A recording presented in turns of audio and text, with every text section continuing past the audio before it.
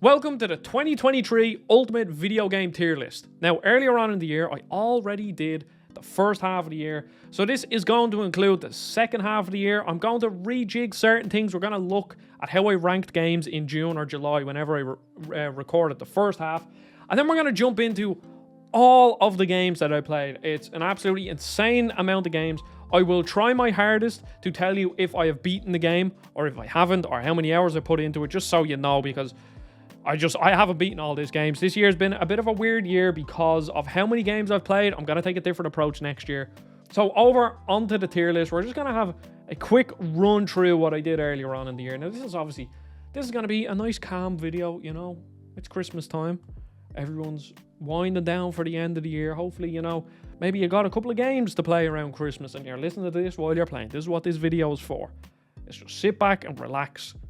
And let's just talk about the thing that we all love, and that is games. So, we're just going to look through the tier list here. So, as you can see, put Gollum on the list. Gollum has its own tier because that game was absolutely dreadful, and it stays there. Outer Worlds, Spacer's Choice. I haven't gone back to that game because they somehow made the game worse. And then Redfall, which was very boring. I didn't go back to that game. I'm not going to go back to that game. Even with 60 FPS, that game was just very weirdly designed, okay? Going through the D tier, there's only one game here that I feel like I want to change, and that is Jedi Survivor. Now, the only reason for that is because Jedi Survivor ran absolutely terribly when it came out. And now it's fixed. The game runs at a solid frame rate. I haven't beaten it. I will go back to it eventually, but I mean, they just lost their time. I'm going to move that. That goes up to a C tier, just because I enjoyed what I played of it when it came out, but then the performance got in the way. And now that I can sit here and say the performance is good because I did go back and play a bit of it, I'm totally fine putting that into a C tier. Now, going through everything else here, let's go into the C tier. Looking at all these games, I think they're all solid C tier games. I don't think they need to get moved. And then we go into the B tier. Advance Wars 1 and 2, that was a very solid remake, I'll give it that. Hogwarts Legacy, a lot of people talking about how that got snubbed at the Game Awards. It's a B tier game. I don't think it deserved any... Like, yes, it's the top selling game. It actually might be Call of Duty this year, but it's just an open world game. It's a good open world game, and I think a B tier is just fine for that. Now, Knock is one that's here twice. This game doesn't really have a community anymore. Last time I played it, which was a while ago, you know, there was 20 people online, which is a shame because it's a fun game. So I think I'm going to put Knock down to a B tier. Knock, you can go down to a B tier. Both of them can stay a B tier. Now, this is where we get into more, you know, different things here. I'm looking through the A tier. To be honest, I think the A tier is pretty solid. I don't think any of these games deserve to move. No, I don't think so. And then onto the S tier, we have Dead Space Remake, one of the best games of the year. That was going to be my game of the year. Then we have Resident Evil 4, which was my game, or is my game of the year. And the reason why is because I love Resident Evil 4. Fantastic game. The original is amazing. What they did with Resident Evil 4 Remake is they made one of the best games ever made even better, which is a massive undertaking. They added in Mercenaries mode, which was fantastic. They also added in the Separate Ways DLC, which I haven't played. But last week, they decided to drop... Now, we knew it was coming out sometime. They decided to drop Resident Evil 4 Remake VR, and it's absolutely fantastic. So if I could, I would put that into an S plus tier, but I don't have an S plus tier. The rest of the S tiers, I'm okay with. But now, on to the actual games, the things that we're all here to actually listen about. That made no sense. Listen about, that's not good English. So bad English aside, we're actually onto the games here. Now, these are all just in a random order. I just downloaded a load of JPEGs and just added them in, so we're just going to go through them. So Humorous. This is a VR game that looks absolutely fantastic. One of the best games on PSVR 2. The only problem is, there's a lot of water in it. I don't like water. I don't like water in VR. And also, the story is boring. The voice acting isn't... It's just completely phoned in. I lost interest. I was already losing interest in the game. And then they decided to add like a sewer water section where you're swimming around a sewer. And I said, nope. It's the definition of a completely fine VR game. It works, it looks good from what I've played, but there was just nothing bringing me back. I'm going to put that in the D tier now. That might be a bit harsh. Now, Metal Gear Solid 1. whatever it's called, a remastered collection. I forget what they called it. So, as a collection of games that were remastered, it's not good. I've never played I've limited experience with the originals. And so I'm not really one to come like for this as in sort of like, oh, well, they changed this. This doesn't feel like this from the original. But all I know is that it's a pretty lazy port. But at the very end of the day, it makes these 3 games accessible on a modern platform, which is, you know, I think at the very, very bare minimum. I played Metal Gear Solid 1 and a couple of hours of Metal Gear Solid 3. I'll get through that over the Christmas. And I've had a great time with it. You know, flaws and all. But that was my first time ever playing. My phone just went off. Apologies. That was my first time ever playing Metal Gear Solid 1 properly. I had played a small bit of it. But I really enjoyed it. That game is fantastic. It has some issues nowadays, but I think as a collection, I'm going to put this in a C tier because it is a bit of a shoddy port, but at the very least it gives them as a modern audience. The next is Counter-Strike 2, which is a game I have limited experience in. My previous experience with Counter-Strike is I played Counter-Strike Go a bit. And I just played gun game. I can never really get into it. And my friend is really big into Counter-Strike 2 and a couple of his friends. So we were playing it and I was having a lot of fun. To be honest, I can't really say much about this other than I like the maps. I like the guns. The smoke physics as they were showing off is really cool. And yeah, I like Counter-Strike 2. You know what? I'm putting Counter-Strike 2 in a C tier just because I haven't played that much of it. But it's a very solid shooter. It's just not my kind of shooter, you know? Next, we have Armored Core 6, which is one of my favorite games of the year. This game is fantastic. Completely took me by surprise. I don't like mechs, and this game you play as a mech. But customizing your mechs and figuring out what build works for different missions and using 2 flamethrowers or using 2 Gatling guns or using a sniper and a sword. So much fun. It's the definition of fun. It has FromSoft elements, like the game can be quite difficult, but it's certainly nowhere near the Soulsborne series in difficulty. It's an overall really fun game. Flashy, fantastic, bombastic, loads of cool weapons, really great deep customization. Such a fun game, and for that reason, Armored Core 6 is an A tier. I don't think it's good enough to be an S tier, because it's probably a bit unbalanced, but I think, to be honest, the unbalanced nature of it kind of makes it more fun. That like eventually I figured out if I have 2 Gatling guns, like I'm just unstoppable, and it's so much fun. Now, Axolotl or AK-Zolotl is a indie roguelike, kind of like Enter the Gungeon or Nuclear Throne, and it opens up with this like David Attenborough like sequence where they're like talking about the lives of the Axolotl. Very funny. Has nice graphics. It's cute because you're playing as an axolotl with guns. But as a roguelike, I'm not going to talk too much about this game because as a roguelike, it just doesn't do anything. And once you've played this game for 5 hours, that's it. You may as well not play it again. So yeah, for that reason, it's a D tier. I think like if this got multiple massive content patches that added new bosses, that added new areas, new weapons, new enemies, it could very well make it into a B tier because it's a very solid game. It just doesn't have any variety in it, which is similar to, I guess, where is it? Synapse, where that game was like, that 5-10 second loop is brilliant, but as a roguelike, it's just not fun. Next, we have the best game that I will never beat because it's too scary. It's Amnesia the Bunker. I haven't played much of this game, but it has such an amazing sort of risk-reward loop where you're in a World War I bunker. You're getting hunted by this creepy monster. Obviously, World War I bunkers are already creepy, but when there's a monster running around. And basically, you have a save room, and the save room has a generator, and you put fuel into the generator, which turns the lights on. And then you have a stopwatch, because, like, say you put, like, 15 minutes of fuel into it. That means your lights will be on for 15 minutes, so you start a stopwatch, and then you have basically 15 minutes to explore. And you can't make too much noise, because if you run around too much, the monster will know where you're going. But then also you kind of want to be fast and run around because you don't want the lights to turn off. And I played 2 hours of this game. It's short. Like, I think you beat it in 8 hours. Like, it's very short, apparently. But Jesus Christ, does it understand how to do horror right and how to build a loop of just constant tension because of how it's just like you're balancing. Do I run to make noise? Do I have to run because my light will turn off? But then if I do that, he's gonna know where I am, and just absolutely brilliant. I'm gonna put it in a B tier. I genuinely believe if I beat this game, it could have been A tier, like a high A tier, because I was loving it that much. Just too scary. Ancient Dungeon VR is a VR roguelike game where you're in an ancient dungeon, I guess, and it's kind of pixely, like Minecraft kind of aesthetic.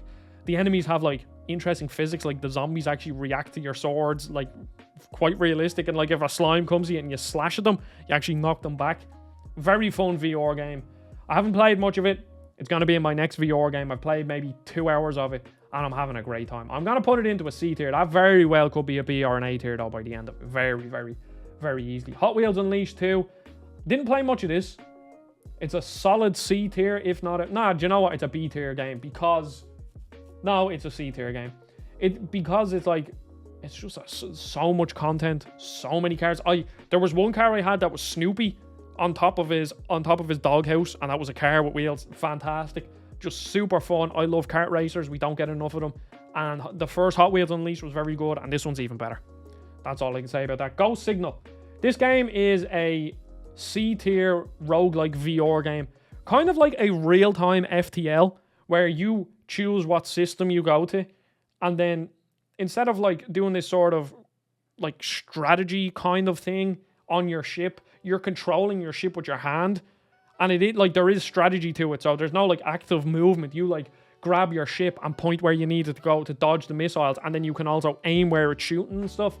The only problem here is that, and I especially feel this in VR games, is that you cannot pause. Now they might have released an update since I've last played it, but you cannot pause mid-round and save your run, which is a big problem, because like I got on a run that was like 55 minutes. And when you have a VR headset on you, you should be able to save and quit, because I don't want to sit there for an hour and a half, 2 hours to do a full run. It's just too much with the headset on, and you're roasting and you're sweating and you get a headache. That's the only problem. I think it needs that. The next, and speaking of sweating, is Until You Fall. That's another VR roguelike game. That's a proper workout. It has this pretty robust melee combat system where you're dodging attacks by like slashing or putting your sword at the right angle and stuff. And yeah, it's some workout. You'll sweat. Loads of fun weapons. Really tough. Like stupidly hard. I find this game really hard, but it's just so much fun. I highly recommend. I haven't talked about it in any video, but I highly recommend you play that game, because it really is just a great VR game. Kind of not like Beat Saber, but like you get a workout like Beat Saber. You'd be sweating. And next, one of the biggest surprises of the year, a studio that made their first game, a studio that made a genre that pretty much nobody has ever been able to replicate, like From Software. It's Lies of P, a game that, as I said in my title on my video, it did the impossible. It actually it's the best example of a Souls-like game that isn't made by FromSoft, and it's so like Bloodborne. Krat as a city, such a cool setting. The whole premise of it being Pinocchio, and your dad, but also like your mentor is Geppetto, and all the enemies are like weird puppets. It's just such a cool idea, and they just executed it so well. Very, very clearly an A tier game. I think if I played it more and got a bit deeper, it might move up to S tier. I don't think so, but it could. Just a fantastic game. Lies of P, everybody has to play it if you're into Souls-like games. Next, we have Mortal Kombat 1, which... brilliant, fantastic story, amazing graphics. It's the only Mortal Kombat game I've ever been able to play online and have some success, because I was starting to learn it. Haven't played it in a while, because me with fighting games just like Street Fighter 6, I'll put 20-30 hours into them and have my fun, and that's fine by me. And Mortal Kombat 1 is an A tier, an absolutely fantastic fighter. And you know, don't come to me for opinions on it. Like, I'm a casual fighting fan, so as a casual experience playing through the story, playing 10-15 hours of multiplayer, I had a lot of fun, and the game just looks absolutely fantastic. Now, as you can see, we still have a lot of games to get through. I have my white girl water bottle that I robbed from my girlfriend, so don't judge me. Next, we have Battle Shapers, which is quite interesting, because it's another it's another roguelike shooter, really fast, kinetic. If you remember my video about RoboQuest actually got its 1.0 launch this year, but I haven't touched the 1.0.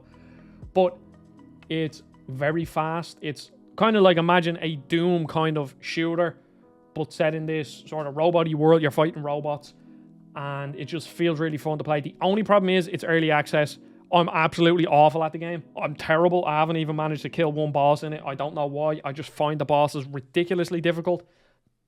They literally kill you in 2 or 3 hits. And yeah, I'm just not good enough for it. Yeah, now I haven't put in the hours. I played 5 or 6 hours over like the span of a month, like dipping in, doing a run here or there.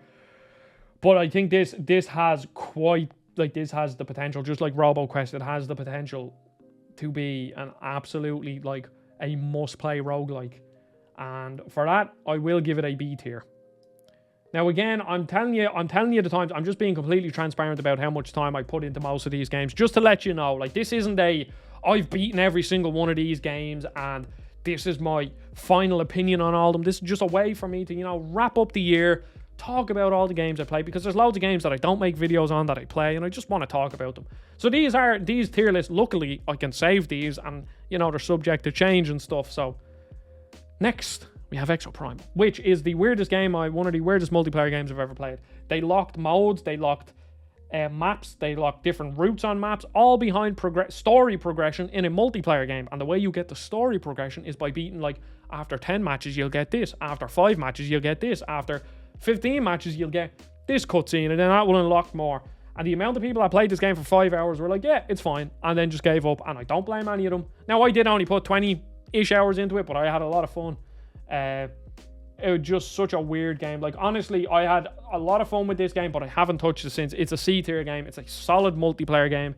Could have been more. I don't know what the community is like for it now, though. So it's on Game Pass, though. So no, I think this game sold pretty softly because I got a code for PlayStation, and pretty much every single person that I was playing with had the Xbox symbol beside their name because it was on Game Pass. So I don't think it sold very well.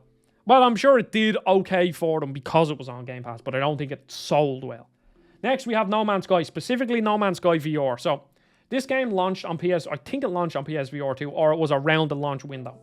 And I don't know what they did. I think it was basically just an upgrade of the PSVR 1 version, and it didn't have foveated rendering, and it didn't have all these features, so it was quite blurry. It was still a very fun experience, but it was very ugly.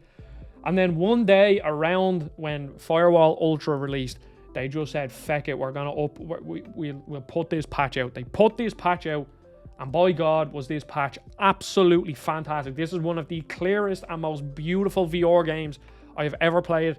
The experience of landing or starting on a planet, repairing your ship, hopping in that ship, Starfield, take notes, hopping in that ship and flying straight into orbit all in one thing like that, and it's in VR. There are very few experiences that can rival that. Very few. The feeling is, I will remember that feeling till the day I die. It was absolutely fan-fucking-tastic.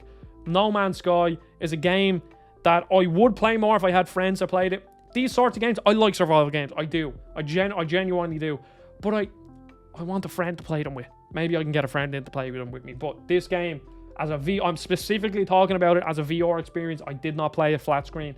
Like, this is easily, for that experience alone, it's an A tier.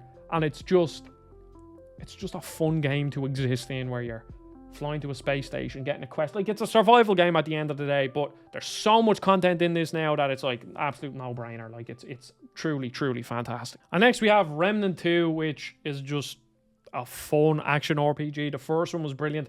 The first one here that I have on the list is specifically the Switch port that came out. The first one was a fantastic game. The second one had some issues at launch, had a game-breaking bug that I experienced. But since then, it's been fixed. I went back, I beat it. And again, I know I keep saying the word fun, but that's what I want in games. And it genuinely is brilliant. It's such a great action RPG. I put 25 hours into it. I had a great time. And yes, for that, I think it's a high B tier. I don't think I didn't get into the end game and stuff. If the end game is really good, if I did get into it, it could be an A tier. But for now, because it's just a B tier, if you are an action RPG fan, and you want an action RPG to play, Remnant 2 is an absolute must play. It's as simple as that. Next, we have Atlas Fallen. This game is the definition of a C tier game.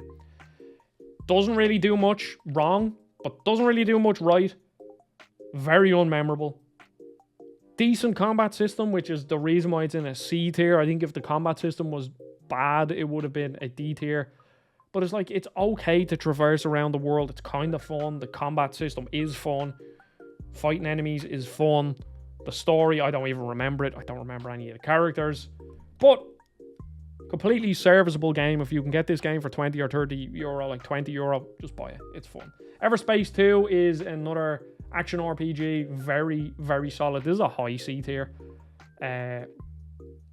It's this space or like ship, like a ship space combat action RPG. Think something along the lines of Starlink Battle for Atlas if you played that game, but it's actually in space. You're not like landing on planets, and it's just like a fun story. Didn't really hook. I didn't beat it, but like the story didn't hook me. But the gameplay loop did, where you are going from different system to system, doing like just random general action RPG quests, killing enemies, finding loot, finding resource to upgrade your ship. It's just a fun game.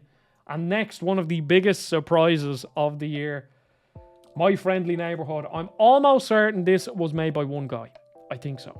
Regardless, if I know it's an indie studio, or I think it might be two brothers that made it.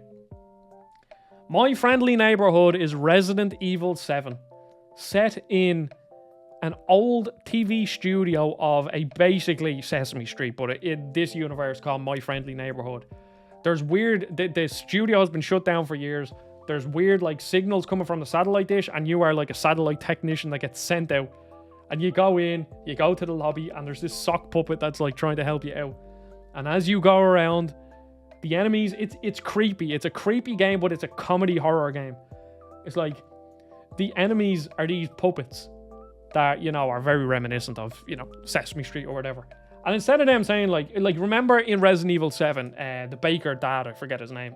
He'd be like, "Oh, Ethan, I'm coming to get you." And he'd be like, you know, real menacing and evil. These guys are like I like my friends, and when my friends are sad, I make them food to help them eat, or to help them be happy again. And when I'm sad, I do this, and when I'm happy, and when I'm angry, and they're like just repeating lines that they would say on their show, and then there's like they're like running at you, flailing their arms. When I got a code for this game, and I literally never heard about it until IGN did a video of it. And I saw it, was like, I have to play this game. And I played it, and oh my god, it's just pure joy in a game. It's like they took a concept that is Resident Evil 7, that is already a fantastic concept. And yeah, they could have went like, oh yeah, we'll have vampires or something. It's like, no, we are actually, yeah, obviously, you know, what you call it, Five Nights at Freddy's has done something kind of ish similar. But I don't know. There's just something so unique and smile-inducing and funny and creepy. It's like every single emotion wrapped up into a horror shooter where puppets chase you.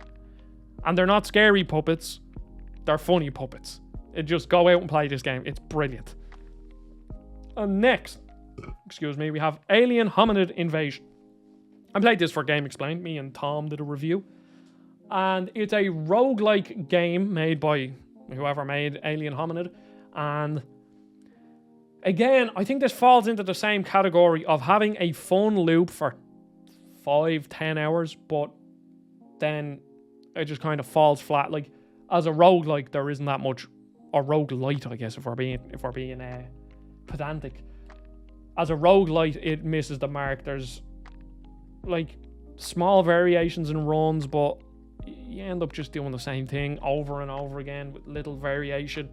There's like loads of different weapons, but not all of them are viable it just seems like most of these roguelites that came out this year, there's just not enough variation, and they really need to work out. I don't know why roguelites have gone like that, because like obviously Binding of Isaac has had years and years of content, like massive content updates. So that's why Binding of Isaac Rebirth now has Like literally hundreds of hours of content. You'll play that game for hundreds of hours and you'll still have bosses that you haven't seen.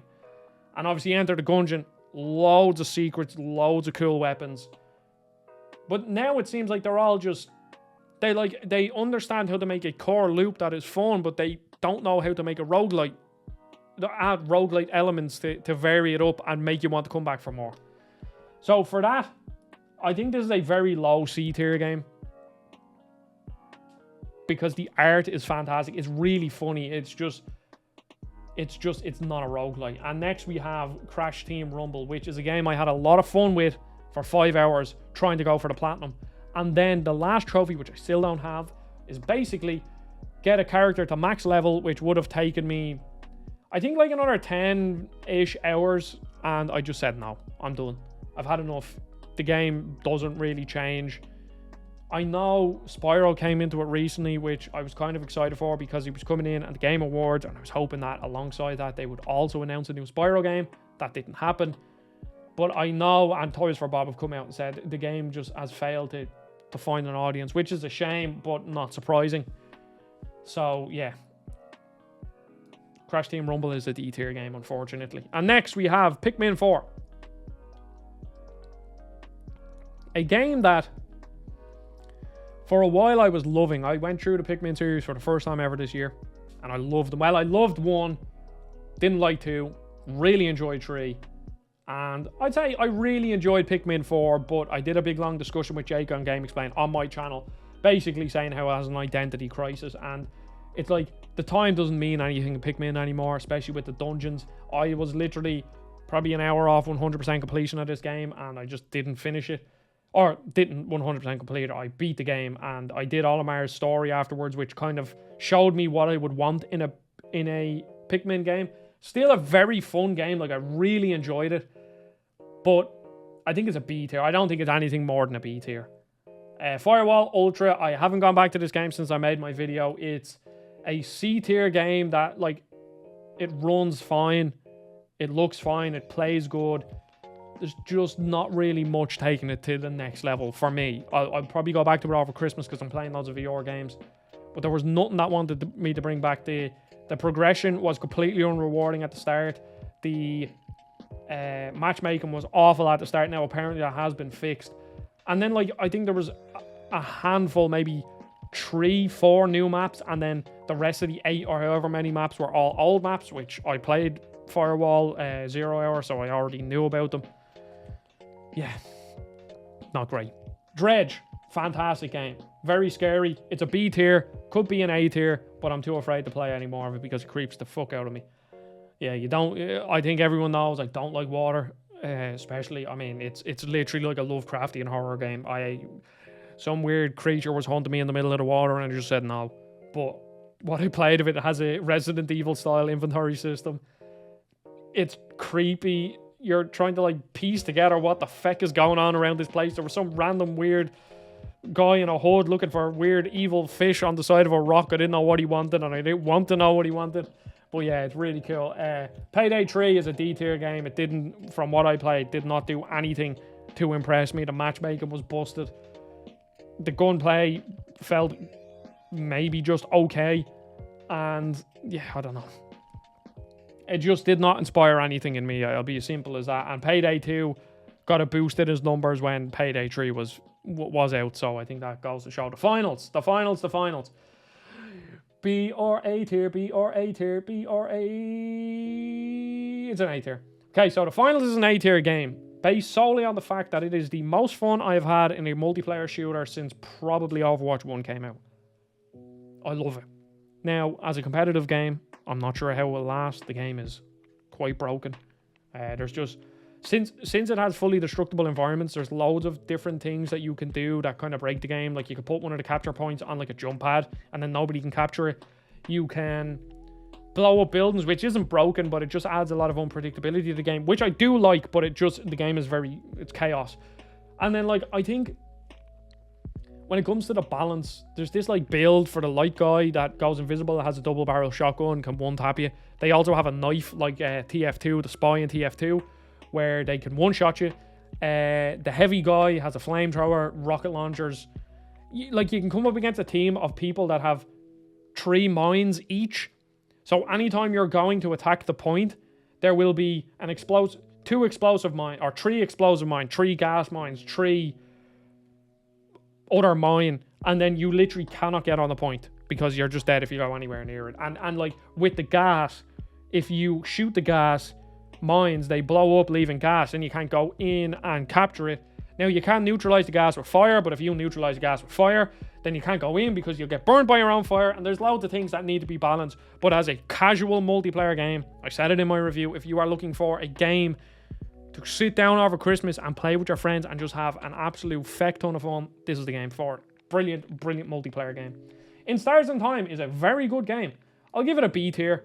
It's time loop RPG where things just get weirder and weirder and weirder and weirder. It has this black and white aesthetic. It's relatively short. It does some really cool fourth wall breaking stuff that is just, I don't know.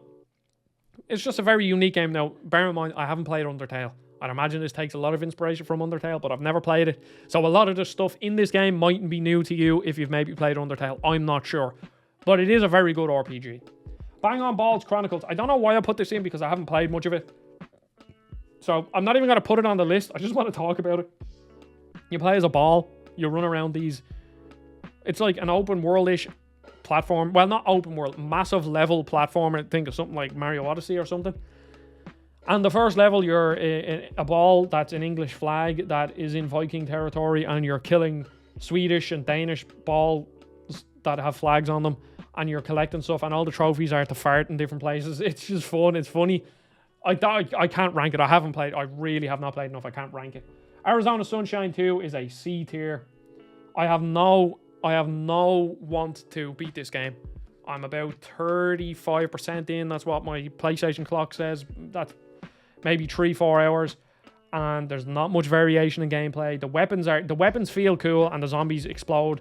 You have a cool dog though that you can sick on the zombies, but it's like just a VR game, you know. It's a high quality one, it is, but it's just a VR game. It doesn't do anything. I think if Arizona Sunshine 2 came out on PSVR 1, I've never played the original Arizona Sunshine, bear that in mind. So maybe that was exactly that. I think if Arizona Sunshine 2 came out on PSVR 1, it would be a different story, but I just think I have a different expectation of what a VR game can be, and that just isn't it.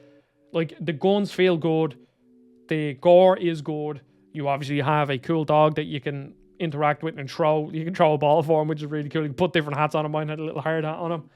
And there's loads of different weapons that all feel different. But like, the story isn't interesting. There's like not that much enemy variety in the first 4 hours. There's like a zombie. There's a mutated zombie that takes more bullets. There's a fat zombie. And then there's zombies that have riot gear on that you need to get your dog to knock them over first before you can shoot. And that's it. Not much there. Quantum Error. Like, this was made by a small team, and I don't want to be mean. Like, no, it's not as bad as Gollum, but basically, I saw a lot of people talk about this game, and it's a team that tried to do a horror game, but they do not have the budget for it. The graphics aren't good. There's like weird shimmering and artifacting on everything. Character models aren't good. You start the game and there is so much exposition that you are sitting there for what feels like an hour watching cutscenes. The opening sequence, you are a fireman. So this is the whole thing. You're a fireman that like goes to inspect this lab. The opening sequence, there's like this sort of like natural disaster or a fire or something breaks out. And you are a fireman / army man that has a gun that's running through a street that is just completely uninteresting looking, has enemy models that do not barely move. I really don't, I don't want to be mean to this game, but this game has, from what I've played, has zero redeeming qualities. It's just not a good game. It's not even a game I'd say if you can get this on PS Plus download it, I wouldn't.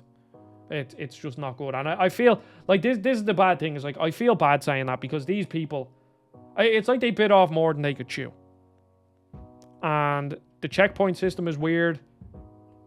The enemies you fight are just like these shambling zombies or these weird guys with guns that their AI is just bad. Yeah, I didn't have a fun time. I played a couple of hours and that was enough. Vampire the Masquerade Justice. Haven't beaten this game. But this is easily a B tier VR game because it's imagine a contained Dishonored kind of game in VR. So you have a blink ability, you assassinate people, you're a vampire. So how you actually kill people if you need it. So you need blood to use your abilities. And like if you sneak up on someone, you actually grab their head and you pull them towards you to suck the blood out of their neck. And you have different weapons, different abilities. There's different ways to approach the encounters and stuff. Like, it's just a game that was built for me. Gangs of Sherwood is the definition of a low C tier game. It's a okay. Let me look at what. No, it's a D tier. Yeah, no, it's a D tier. It's an okay action RPG that, like, if you can get for €20 maybe and play co-op with your friends.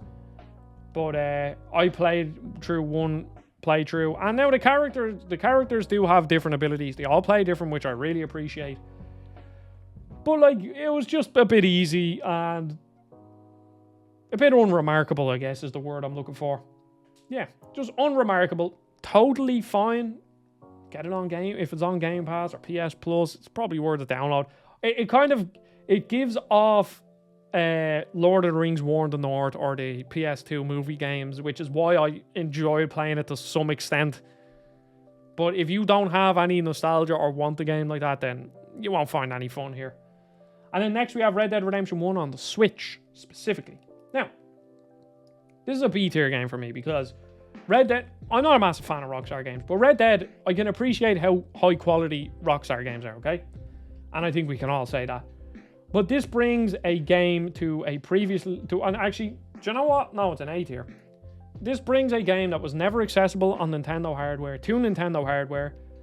It plays perfectly fine, it looks perfectly fine, and it runs perfectly fine.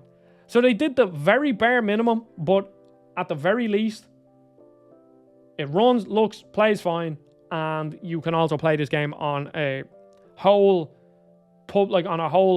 family of consoles that it was never on before.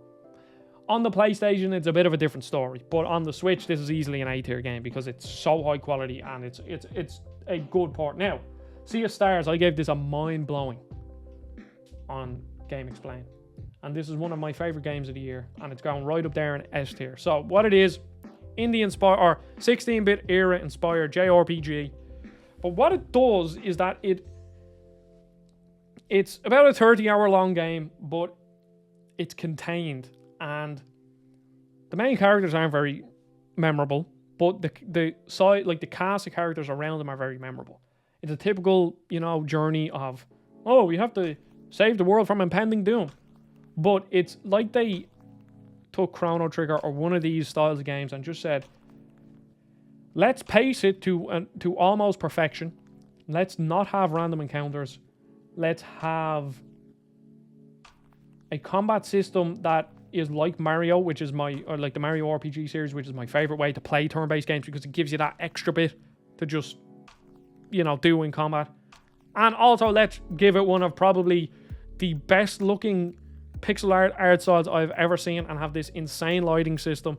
And it's like, I don't really think Sea of Stars does much new, but it's like it does everything to such a high level that it's, to me, a near perfect indie or JRPG 16-bit era inspired JRPG, and it deserves to be up the top of the list. It's truly fantastic. Now we're coming, I don't know why I have Return to Moria. I didn't really enjoy that game when I played it solo. I'm gonna get it on PlayStation, play it with my cousin, and see if it's any better there. Sonic Superstars, C tier. Fine Sonic game, just completely fine. It's disappointing because I wanted it to be more, but it just never was that. I've realized now I'm actually missing a fair few Switch games now that I look at my list, but the Superstars is like some okay boss fights, some okay levels, and then later on it relies on too many gimmicks.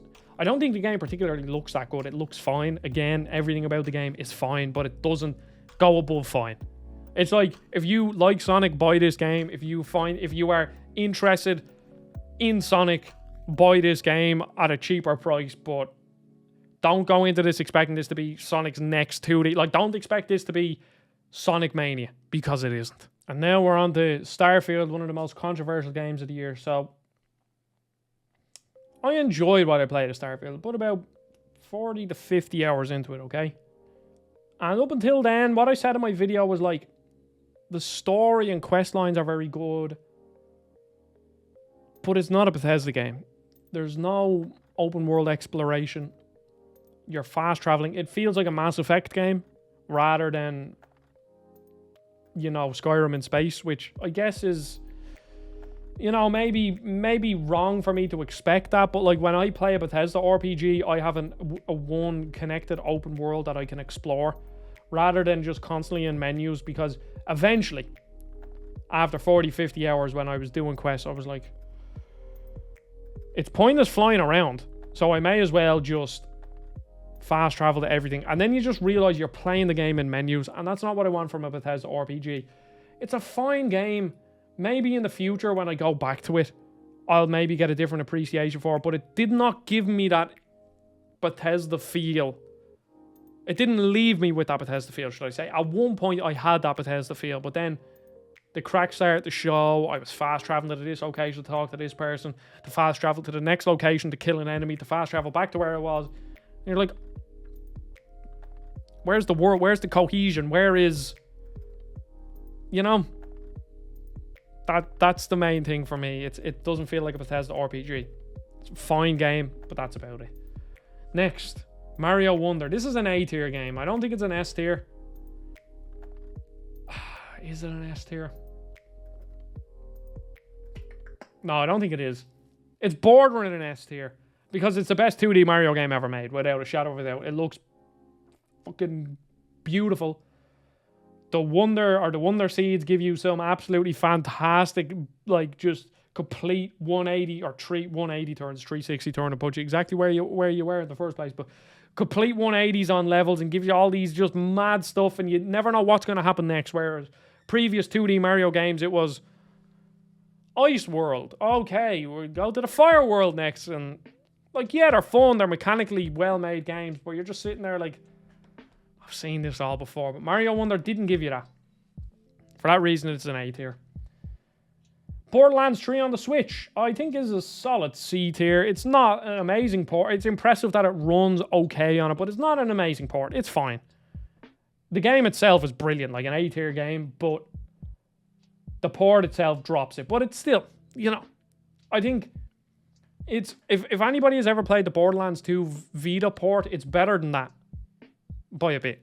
So if you've played Borderlands 2 on Vita and could get away with it, you could play Borderlands 3 on Switch and be fine.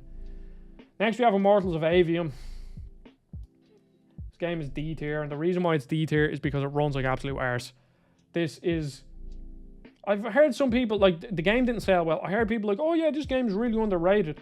I load into it, the game runs at like 45 frames a second, and I've re-downloaded it every single time there's been a new patch to see if it's been fixed. And I thought it was fixed a couple of days ago, and then I get to this boss, I'm fighting this big dragon, and the game is running below 30 FPS. I was like, no, it's done. When I'm playing it, I'm having fun. When the frame drops happen, which very often I'm not having fun. It's like, it feels like a really fun kinetic shooter, and it's right up my alley, but just runs terribly. The Crew Motorfest is a solid, I think it's a solid, nah, it's a solid B tier. Loads of different cars, loads of different races. You can fly, you can drive or sail a boat, I guess. It's just a fun racing game if you're into it. There's loads of content. I was using my steering wheel. Steering wheel works really well with it. And then they've loads of different events where, like, one event, you're like Japanese drift street racing cars.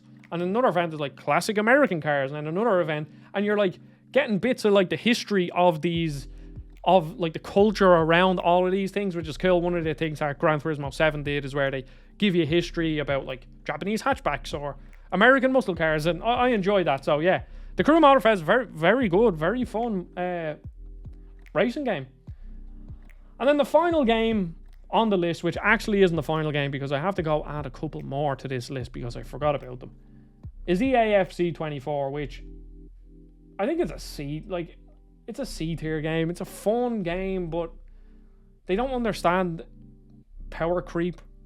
By month 1 on Ultimate Team, people had all these crazy teams, and it's like, I don't know, I think something needs to be done for Ultimate Team to, I don't know, make it, because it's very rewarding, but it's almost too rewarding where like people just have crazy teams so easily. And it's like, years ago when I played Ultimate Team, it was so hard to get coins, and now it's so easy to get coins. It's like they went too far in the other direction. So yeah, fine game, but that's about it. So yes, we finally have the last batch of games. Now, I'm sure I missed a couple of games that I didn't talk about, but, you know, that's fine. I can only talk about so many games, you know? So next we have a Highland Song, and this game, as a game, can be frustrating because it's this hand-painted art style. It's not always obvious where you need to go. You know, sometimes things blend into the foreground or background, so maybe you don't think you can actually go there when you can. But behind all that is a game that uses Celtic language. It has traditional Celtic music. It's about a girl from the Scottish Highlands traversing mountains, and like Irish and Scottish Gaelic are very similar languages, and I just loved seeing a language that I grew up learning in a game and listening to music that, I mean, everyone in Scotland and Ireland, you know, they listen, like they know what traditional Irish music sounds like, and it just brought a smile to my face. Bit frustrating, but ultimately I just had a great time just actually having that. I think it's a B tier game because of that. I think if they could get rid of that sort of frustration level, it will be like way higher than it is, but I think a B tier is fair for it. Modern Warfare 3 it's a C tier game. It brings back a lot of maps that, you know, I like, but it doesn't really add much new to it. Obviously there's a lot of nostalgia there at play. The menus in this game are absolutely fucking atrocious. Some of the worst menus I've ever seen in a game. How you unlock different weapons by having to do daily challenges. There was one point where I had to do daily challenges that I didn't have the thing to unlock. And the only way I could have done it is by... The only way I could have unlocked, I think it was like a flashbang or something at the time. Or something. And the only way I could unlock that piece of equipment was by doing daily challenges. That makes no sense to me. You unlock guns and stuff the normal way too, where you level up, but that system is just weird. I had a bit of fun with it, but I'm done. Born of Bread. Again, I didn't beat this game, put about 10, 12 hours into it, and it's a Paper Mario-like RPG. It's like, the graphics are unbelievable, but it's like, it's really easy, which I don't really think is a big problem, but it's really easy. It has a really cute cast of characters, but I wouldn't say the writing is very funny. I wouldn't say the story is very compelling. It's more just like a cute adventure, and that's about it. I didn't end up finishing it. And then I guess to wrap this year up with one of the shittest ports. Actually, I forgot to, now that I think about it, I forgot to talk about Mortal Kombat 1. Mortal Kombat 1, PlayStation 5, fantastic. Mortal Kombat 1 on the Switch, which I did a video for Game Explain on, terrible. Don't buy it. One of the worst looking games, one of the worst ports I've ever seen. Speaking of bad ports, Batman Arkham Trilogy. This is I'm putting this in D tier, and let me explain. So, Arkham Asylum, very good game. Played that on the channel on PlayStation 4, perfectly playable. Arkham City, fantastic game. Perfectly playable on the PlayStation 4. Arkham Knight, brilliant game, looks gorgeous, runs very, now it's 30 FPS, runs very smooth. Love all three of them games. Then they come to Switch. Arkham Asylum has frame drops, most of the time it's playable. Arkham City has frame drops, most of the time it's playable. Arkham Knight runs at like 19 frames a second. And for that reason, I'm putting it in the D tier because I think, correct me if I'm wrong, when I made the video, you couldn't buy them individually. So the fact that you would have to pay full price, if they haven't changed this already, to buy Arkham City and Arkham Asylum, and then have to pay for Arkham Knight, just don't do it. They're just not worth it.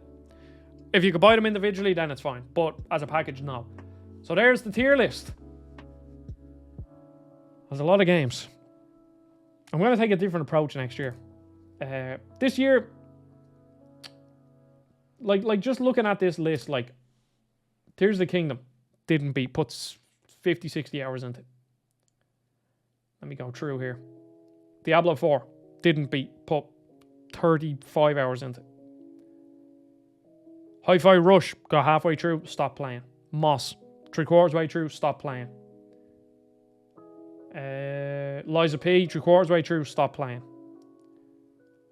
Red Dead Redemption 1, 30-40% in, maybe 30%, stopped playing. I'm going through. Motorfest, 10-15 hours, 10 hours, stopped playing. Dredge, stopped playing. Amnesia, stopped playing. Born and Bred, stopped playing. Starfield, stopped playing. Everspace 2, stopped playing. Exoprimal, stopped playing. Hot Wheels Unleashed, stopped. So, like, there's just a lot of games on this list. I simply spread myself too thin this year. I went too wide, and that's why I'm going to take a different approach next year. Play less games, play them deeper. So, yeah, that's, you know, that will be for next. That's a problem for next year, Adam, because this is my last video that I'm recording for the year. Depending on when you see this, I'm either doing tier list first, Arkham Knight video second, or Arkham Knight video tier list second. So either this is the last time you'll hear from me, or the second last time you hear from me for the year. So thank you everybody for watching. Been a massive year for the channel, loads of subscribers, all that brilliant, amazing stuff. I really appreciate that. Obviously, I'll be back next year with more reviews, and hopefully the channel will keep growing. And I appreciate every single person that watched, liked, disliked, commented, whether or not you hate me or love me or are indifferent to me. Thank you very much. Yeah. That's 2023 done. I'm tired. I'm going to play less games next year, but play them deeper. Make longer videos, make better videos. So yes, thank you for watching. I guess I'll see you next year. Well, actually no, because if this comes out before the Arkham Knight video, but maybe. I'll see you next year anyway. Goodbye.